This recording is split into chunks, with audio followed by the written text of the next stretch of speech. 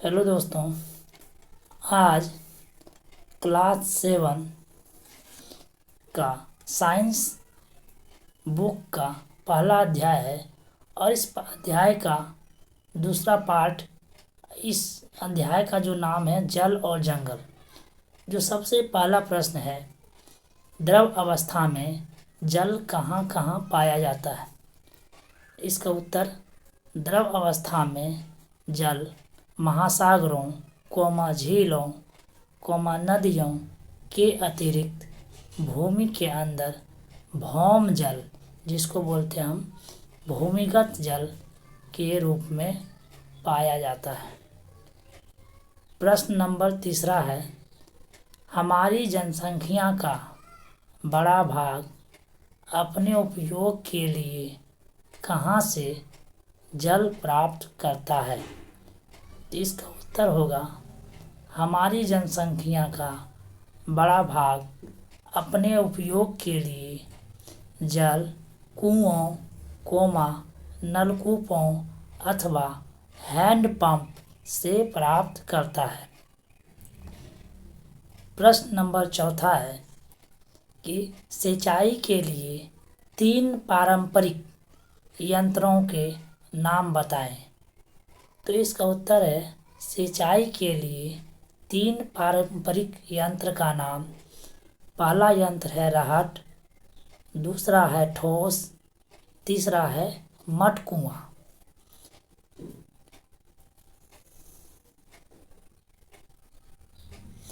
पांचवा प्रश्न है,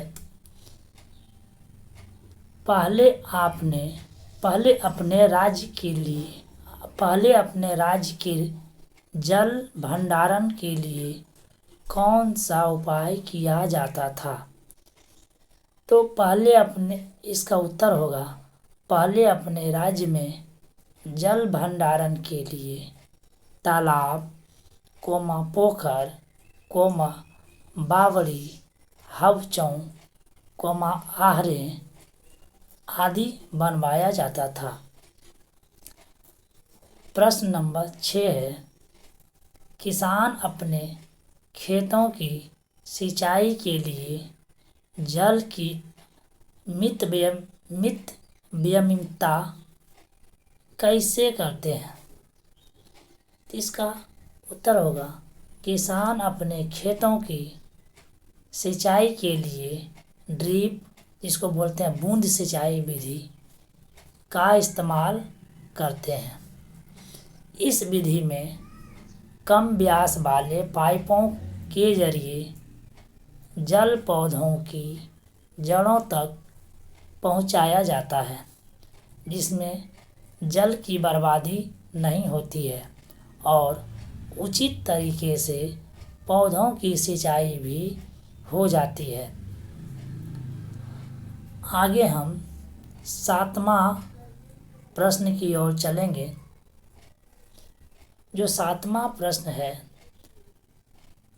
वनों में क्या पाए जाते हैं। इसका उत्तर होगा, वनों में अनेक तरह के पेड़ पौधे, झाड़ी, घास आदि पाए जाते हैं। इसके अतिरिक्त विभिन्न प्रकार के जीव जंतु जैसे बाघ, रीछ, हिरण, बंदर, तरह तरह के पक्षी, कीट पतंग आदि पाए जाते हैं। और 8वां प्रश्न है, खाद्य श्रृंखला किसे कहते हैं। खाद्य श्रृंखला किसे कहते हैं, उदाहरण सहित समझावें। इसका उत्तर होगा कि देखिए, इसमें थोड़ा समझिए।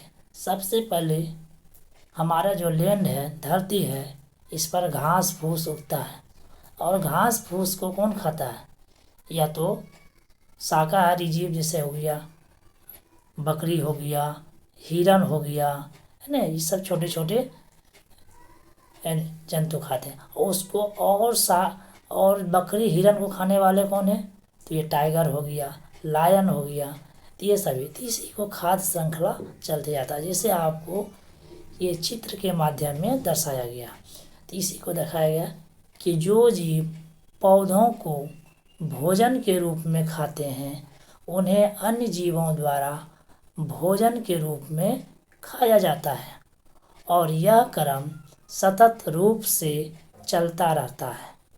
इस क्रम को खाद्य श्रृंखला कहते हैं। इसे एग्जाम्पल में समझाया गया है। पौधे हिरन बाघ, माने पौधे को हिरन खाता है, हिरन को बाघ खाएगा। ये खाद्य श्रृंखला के उदाहरण है। वनों में अनेक खाद्य श्रृंखलाएं पाई जाती है और सभी में परस्पर संबंध होते हैं।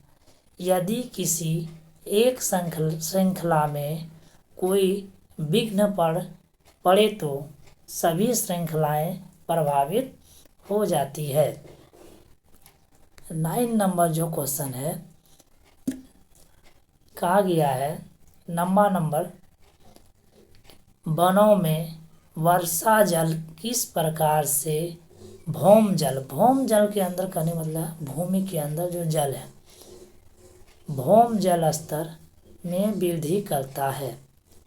तो वनों में, इसका जो उत्तर होगा, वनों में वर्षा जल वृक्ष की पत्तियों तनाव, इसको तनाव बोलते हैं, लताओं से होकर फुहारों के रूप में पृथ्वी पर आता है और अंतःस्रावित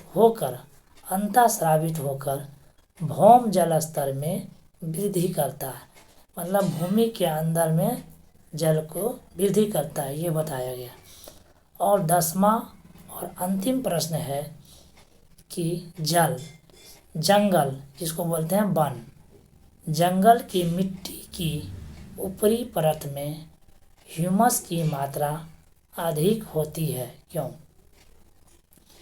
तो ये बताया गया। इसका उत्तर होगा कि जंगलों में सघन वृक्ष मतलब सटे सघन मतलब है सटे सघन वृक्ष की सूखी पत्तियां भूमि पर परत के रूप में पाई जाती है।